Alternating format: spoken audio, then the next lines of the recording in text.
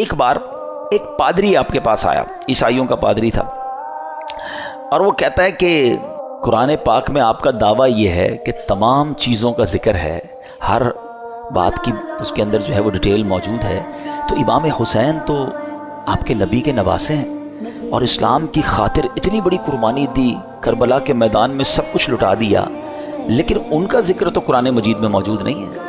پیر مہر علی شاہ صاحب سے وہ کہتے ہیں، پیر مہر علی شاہ صاحب نے اس انگریز کا، اس پادری کا یہ اطمینان کے ساتھ اعتراض سنا، اور آپ نے کہا کہ کیا آپ نے قرآن پورا پڑھا ہے؟ تو پادری کہتا ہے ہاں میں نے پورا قرآن پڑھا ہے، اور قرآن میں اپنی جیب میں رکھ کے گھومتا ہوں، جو بکلیٹ تھی قرآن کی وہ ساتھ ہی رکھتا تھا۔ تو آپ نے فرمایا اچھا ایسا کرو کہ قرآن پڑھو میرے سامنے، تم کہتے ہو ذکر نہیں ہے، میں تمہیں بتاتا ہوں کہاں ذکر ہے، قرآن پڑھو۔ کہاں سے پڑھوں گا؟ کہیں سے بھی پڑھو، قرآن جدھر سے بھی پڑھنا ہے پڑھو۔ تو پادری حیران ہو گیا۔ اب قرآن اسٹارٹ کرنے سے پہلے اس نے پڑھی بسم اللہ الرحمن الرحیم۔ پیر مہر علی شاہ صاحب نے کہا بس رک جاؤ، بسم اللہ الرحمن الرحیم پڑھی ہے نا، تو اب غور سے سنو۔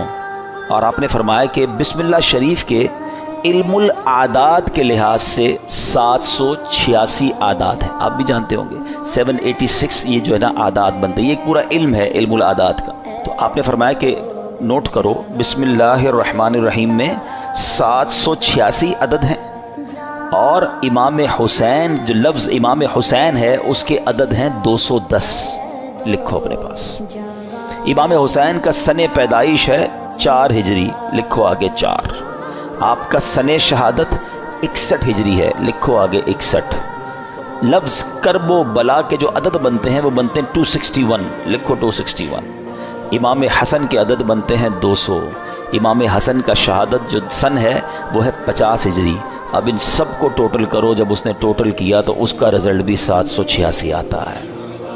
ہمارے علماء کا علم دیکھو۔